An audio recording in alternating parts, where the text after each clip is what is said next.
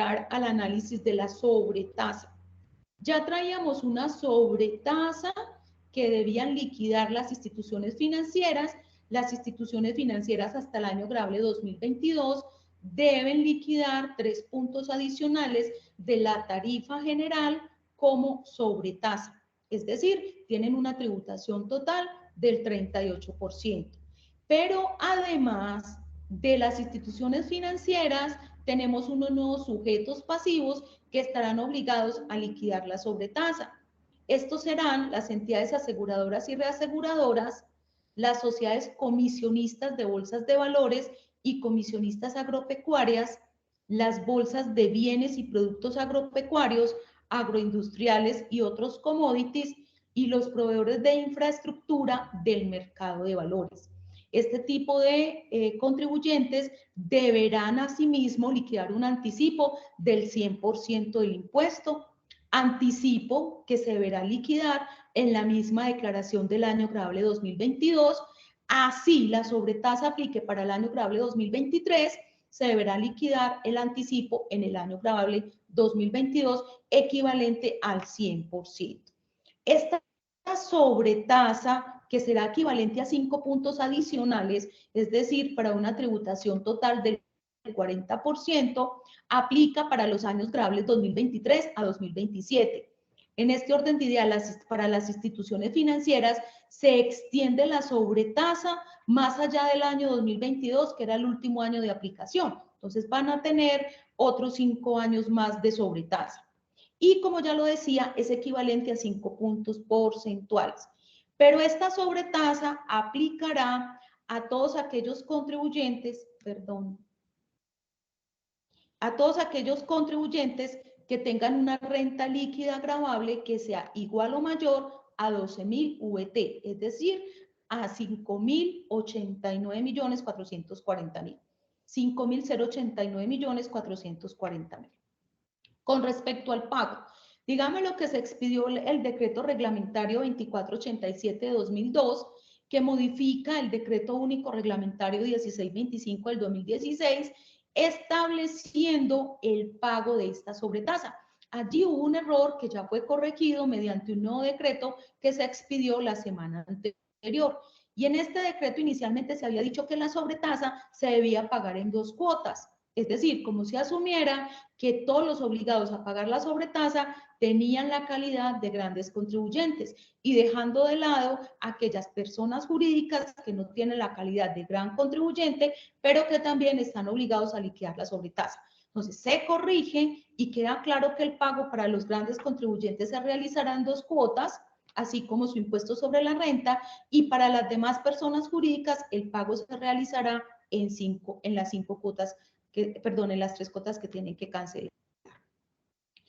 También hay unas sobretasas especiales para algunos sectores. Tenemos el sector de carbón y petróleo crudo, en donde dependiendo de la actividad económica del SIU y de la renta líquida gravable que se obtenga en el periodo, deberán liquidar unos puntos adicionales a la tarifa general del impuesto sobre la renta. Es así como las actividades económicas 0510 y 0520, que respectivamente corresponden a extracción de hulla y a extracción de carbón, deberán liquidar unos puntos adicionales del 0, del 5 o del 10% para tener una tarifa de renta del 35, del 40 o del 45%, y esos puntos adicionales dependerá de unas condiciones que establece la misma norma. Este tipo de contribuyentes deberán liquidarlas siempre y cuando la renta líquida gravable en el periodo sea igual o mayor a 50.000 VT, lo que con VT de 2023 equivale a 2.120.600.000. En el caso de la actividad económica SIU 0610, que corresponde a la extracción de petróleo crudo, los puntos adicionales serán del 0, del 5, del 10 o del 15. Recordemos que estos puntos adicionales están sujetos a una condición que dependerá de los precios promedios internacionales, tanto del carbón referencia AP12 como del petróleo crudo referencia Brent. Y la misma norma fija una metodología dependiendo de unos percentiles para saber cuáles son los puntos que aplicarían en cada caso. Algo que llama la atención en esta sobretasa es que no se indica un término de aplicación de la sobretasa, como si se indicaba en el caso anterior, que decíamos que aplicaba del 2023 al 2027. Aquí tal parece que esta sobretasa es de carácter permanente al no haberse fijado una temporalidad. Y se precisa que si estos contribuyentes obtienen ingresos por diferentes actividades de estas mismas que estamos relacionando acá, entonces los puntos adicionales que se deberán liquidar se harán con respecto a la actividad que genera los mayores ingresos. Entonces, si tenemos, por ejemplo, un contribuyente que tiene extracción de hulla y extracción de petróleo, habrá que mirar cuál de las dos actividades le genera el mayor porcentaje de ingresos para saber qué puntos adicionales deberá liquidar con respecto a esta sobretasa. En el caso de la generación de energía eléctrica a través de recursos hídricos, para aquellos contribuyentes que tengan una renta líquida gravable en el periodo igual o mayor a 30.000 VT, es decir, 1.272.360.000, deberán liquidar 3 puntos adicionales para una tarifa total de impuestos sobre la renta del 38%. Estos puntos adicionales no aplican en el caso de pequeñas centrales hidroeléctricas que tengan una capacidad instalada menor o igual a 1.000 kilovatios. Esta sobretasa aplica para los años gravables 2023 a 2026. Aquí sí hay una temporalidad establecida expresamente en la norma y hay una prohibición de trasladar al usuario final esta sobretasa, teniendo en cuenta cada etapa de la cadena de valor. Bueno, con respecto a la sobretasa, pues nos surgen varios interrogantes. ¿Cuál es la naturaleza jurídica de la sobretasa? ¿Y por qué la pregunta? Porque de esta respuesta dependerá el impacto que haya de esta sobretasa en la determinación del cálculo de los dividendos no gravados, que es la segunda pregunta que tenemos allí. Entonces, digámoslo que la sobretasa ha sido definida como un mayor valor de impuesto sobre la renta, unos puntos adicionales que se calculan sobre la renta líquida gravable y que suman como impuesto de renta, pero que cuando nosotros vemos en la presentación del formulario 110, esa sobretasa está como un renglón aparte del impuesto sobre la renta líquida gravable.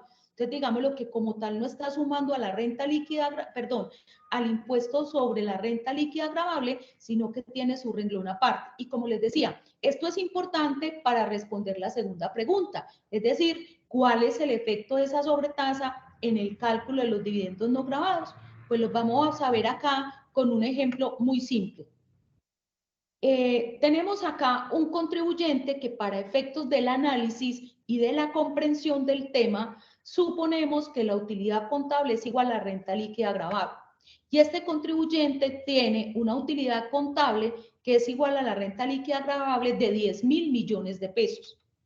Este contribuyente debe liquidar un impuesto sobre la renta a tarifa del 35% de 3.500 millones, una sobretasa de 5 puntos adicionales porque es un contribuyente cuya renta líquida gravable es mayor al tope que está consagrado en la norma, entonces liquida por lo tanto la sobretasa. Vamos a suponer que esta es una compañía aseguradora y que liquida esos 5 puntos adicionales.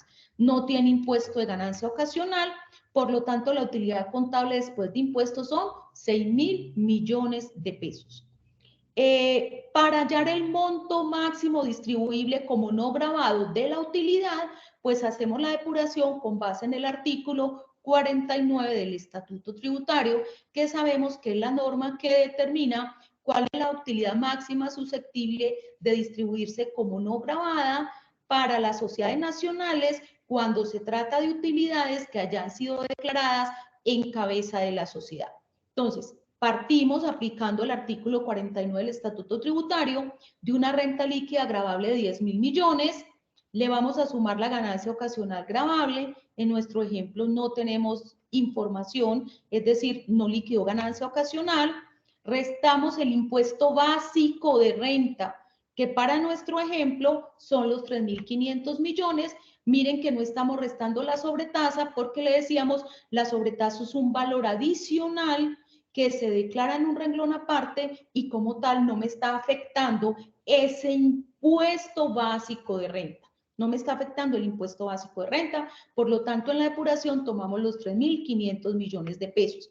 Esto me va a dar un subtotal de 6.500 millones de pesos.